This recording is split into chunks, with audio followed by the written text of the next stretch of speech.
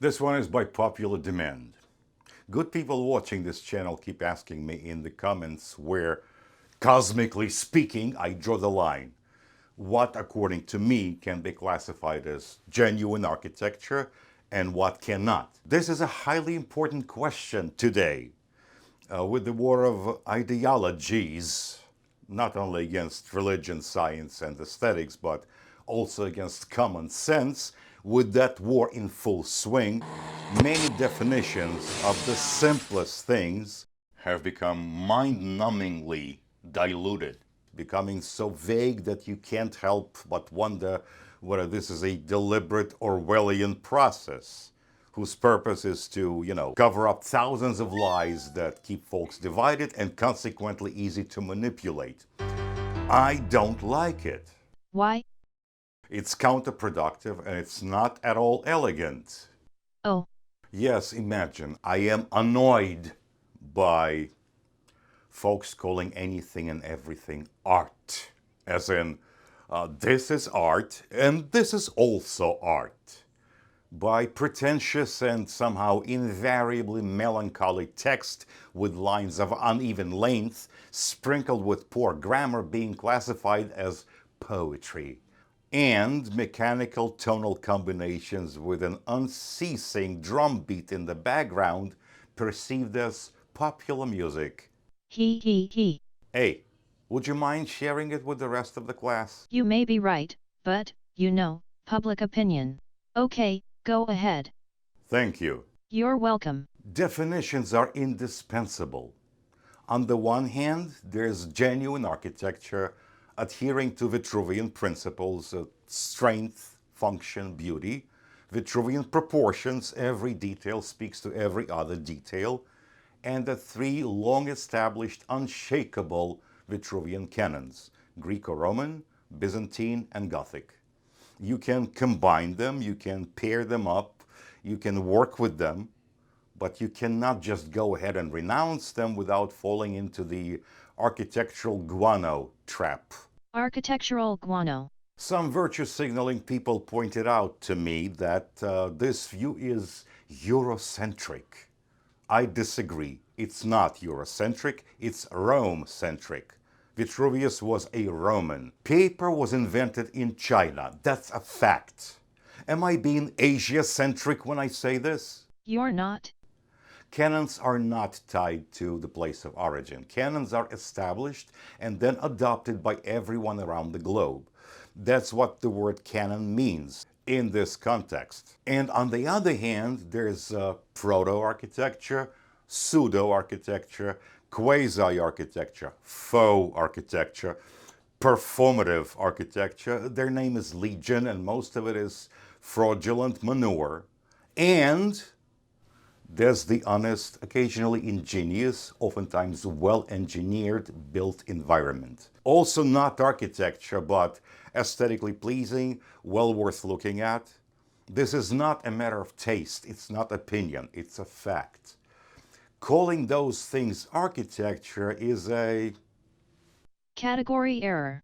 A category error. Folks who like to point out to me that I only look to the past and reject anything that they smugly and comically refer to as modern, those folks are wrong on so many levels that each time I get a comment of that sort, I suspect that its author is impervious to logic, through no fault of his or her own. They've been, well, brainwashed, even though that term is so trite and has been abused by all kinds of miscreants and swindlers that it makes you puke. Okay, to be sure, I am highly selective when it comes to genuine architecture because I'm not just a writer and a storyteller. I am an artist, which is why I'm with everybody else when I'm looking at a building. Like, would I want to live across the street from it? Would I be pleased or annoyed by it if I saw it on a daily basis? But in addition to that, I also assess it as a cityscape artist. Would it fit into the composition of my next painting? Would I get excited or bored while I'm painting it? By the way, my prints are available at Fine Art America. The link is in the description. So yes, certain buildings which I have no choice but to classify as genuine architecture annoy the hell out of me. That's right. I do make it a point to be objective. Really? Yeah. Look, here's the Doge's Palace in Venice. It's too bottom heavy for my taste, too repetitive, too uniform, whatever. Or the Farnese Palace in Rome. Yes, it's Renaissance of the purest water, so what? I don't like it. It's morose. It's glum. It'll color any painting with this heavy, ponderous mood that any streetscape painter should strive to avoid.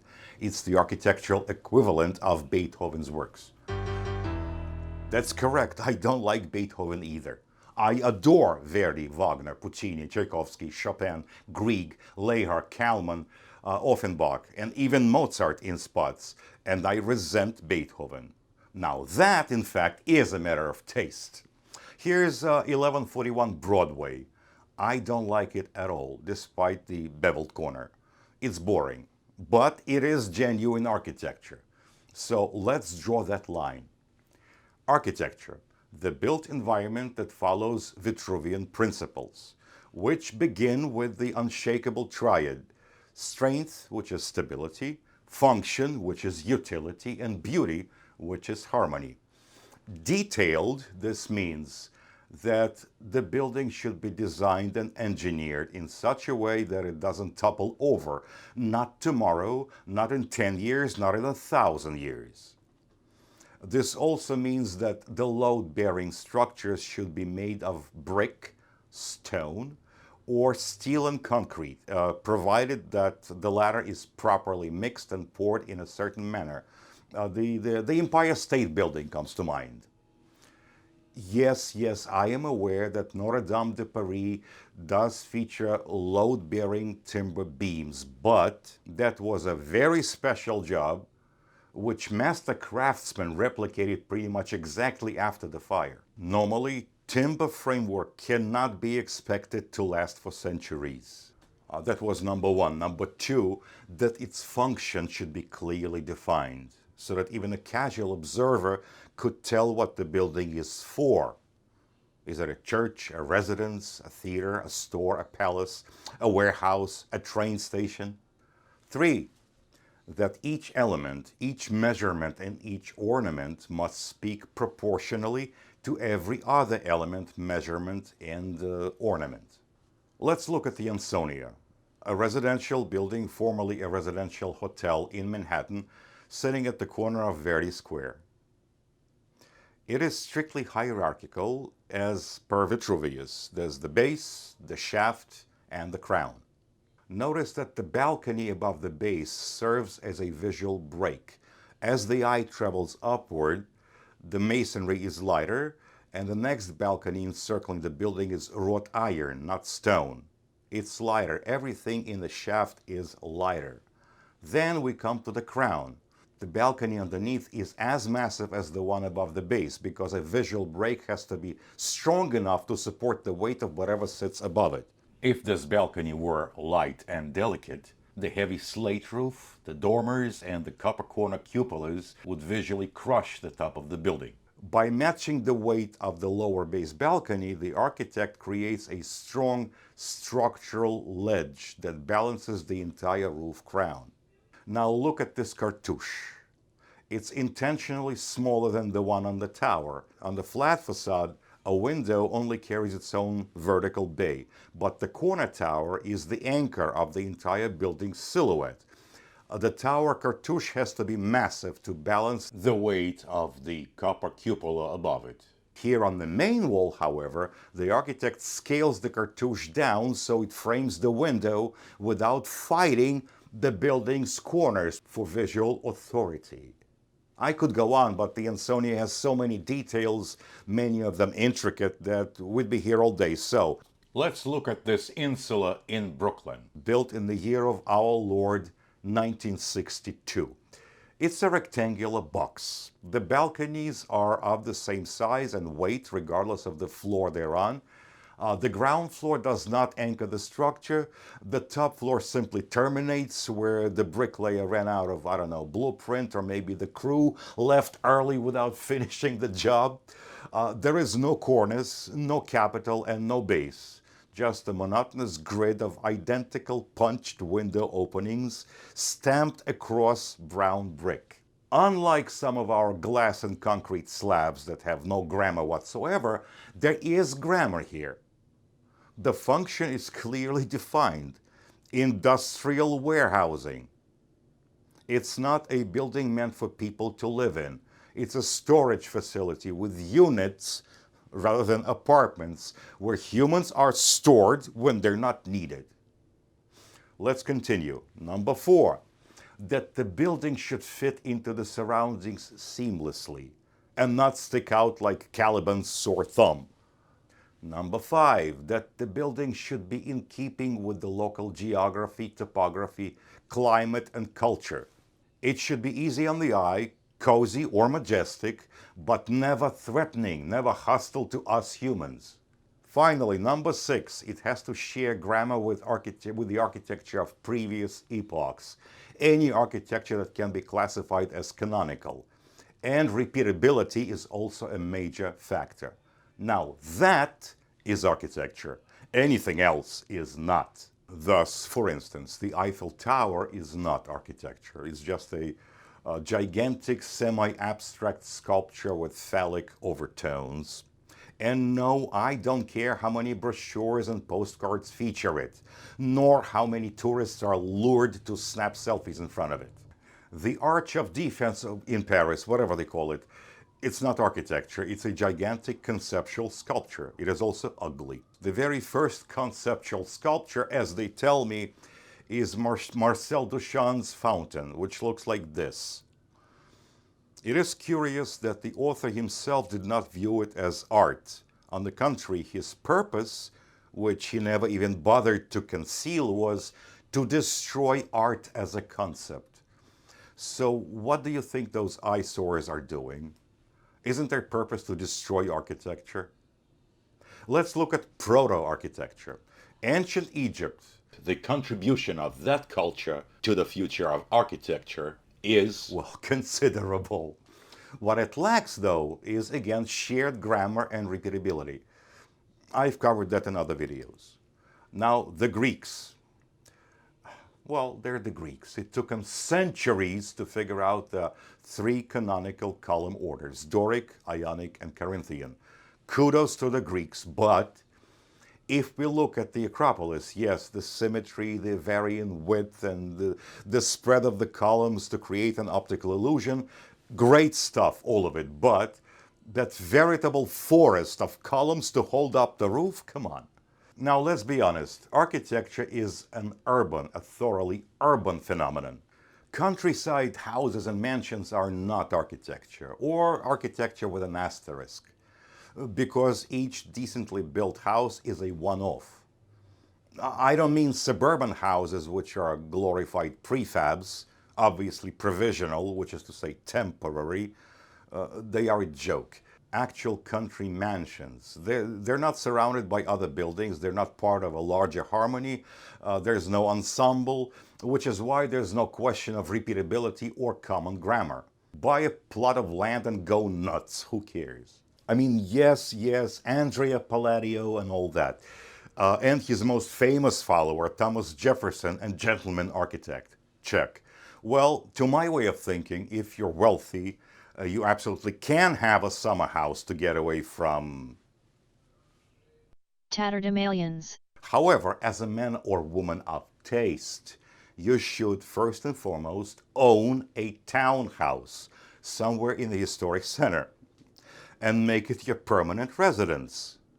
Put your riches to some good use for once, so that hundreds of people can walk by every day and go, wow, look at that! Or sit in a cafe across the street from it and cast the occasional admiring glance at it. By the way, a significant portion of today's faux architecture is a form of childish protest. It's part of the global teenage rebellion that started in the 1960s and is in its 4th or 5th generation by now, showing no signs of abating and permeating, dominating, in fact, all fields of human activity, and I mean all of them. Overgrown teenagers are trying to run the world. I'm working on a video series on this. It's going to be both funny and tragic. The first installment will be uploaded in a few days. You'll be able to watch it by subscribing to my Patreon page, which consists entirely of videos on subjects other than architecture. Culture, history, music, movies, religion, space exploration, and many more. Subscribing to my Patreon right now is the best way to support this channel. The link is below. Thank you for your support. Because architecture is exclusively urban, we might as well come up with a decent definition of what constitutes a city today. Well, here's my idea.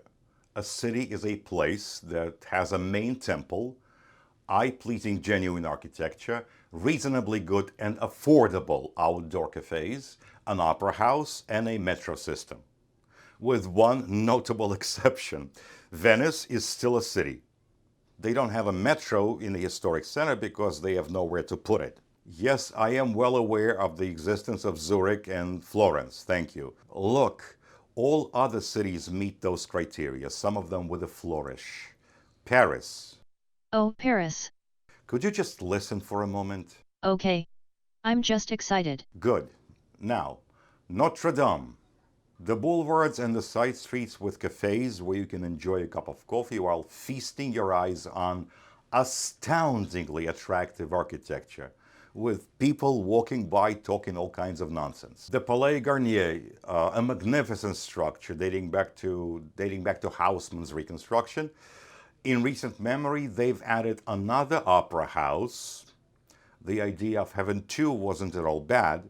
The execution, though, leaves much to be desired, because it's not architecture.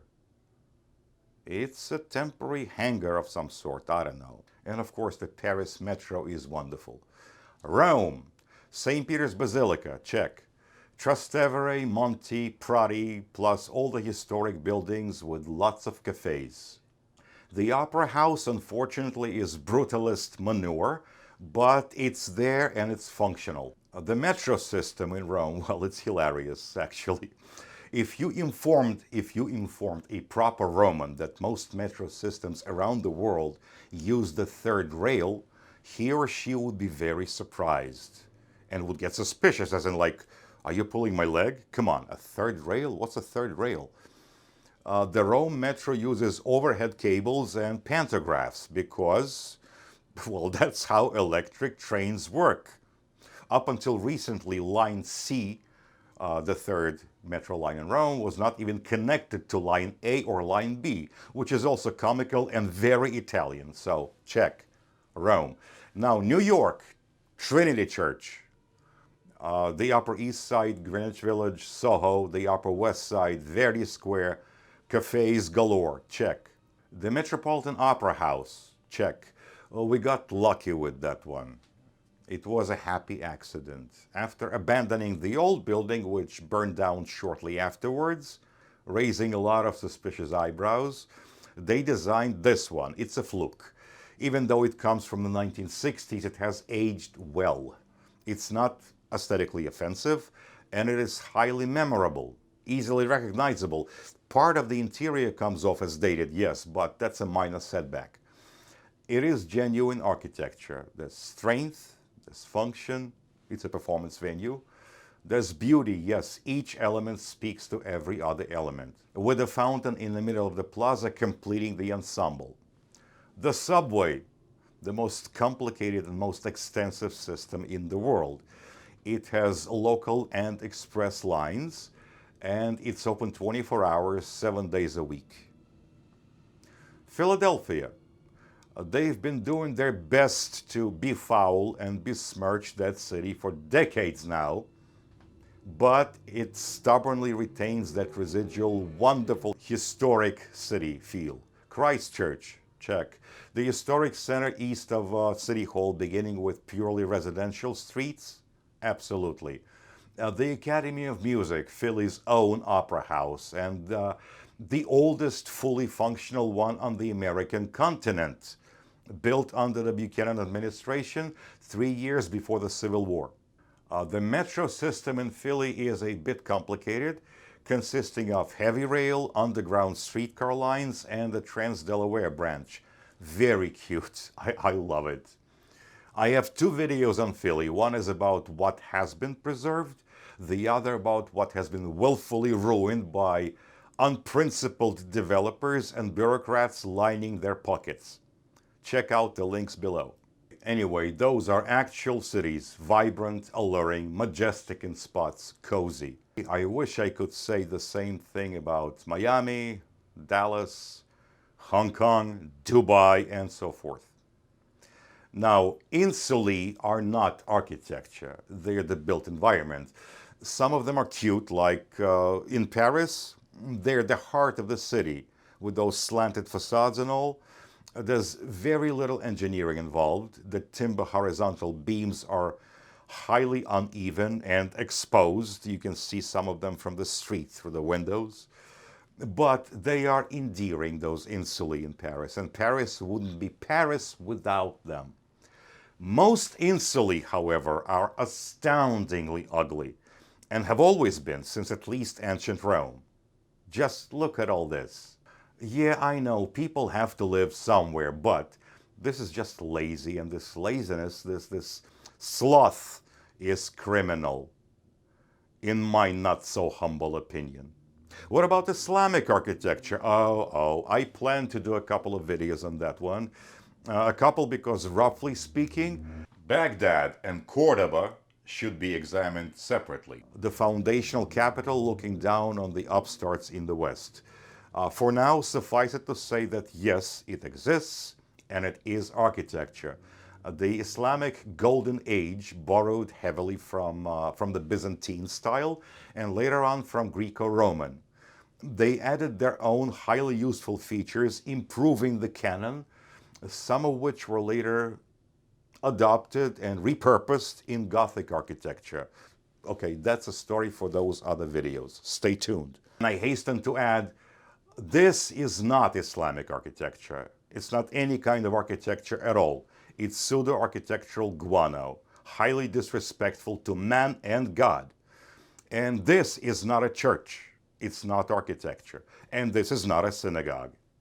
Maybe, just maybe, these people are slightly insane. I don't know. Once upon a time, there was this fellow who answered to the name of Albert Barnes. He was a collector of what was back then, and strangely today as well, a century later, was and is considered modern art. 100 years later, it's still modern. Like I said, these people are lunatics. Anyway, eventually he developed a modicum of taste and started buying good paintings, Monet, Courbet, and such. Anyway, he built this little museum in Marion, Pennsylvania. It's a little community just outside of Philadelphia. In the early 2000s, long after he was gone, the Barnes Foundation decided to move the museum to Philadelphia proper. They wanted a new building. The planning took about 3 years and the construction about 4 years. The total budget was $200 million. Yes, several prominent architects and well-known architectural firms worked on the design of the building. They had to take into consideration the fact that they were building a museum, a place where folks could come and comfortably look at a bunch of paintings. They must have argued about the facade. What should it look like? What should it look like? And the roof and the entrance. So, 7 years and $200 million later, they built this. What is it? An oversized Amazon delivery box? 7 years? $200 million? Thank you for watching. Please like and subscribe to my Patreon. I am Ricky Vernio, coming to you from Brooklyn, New York, and I'll see you soon.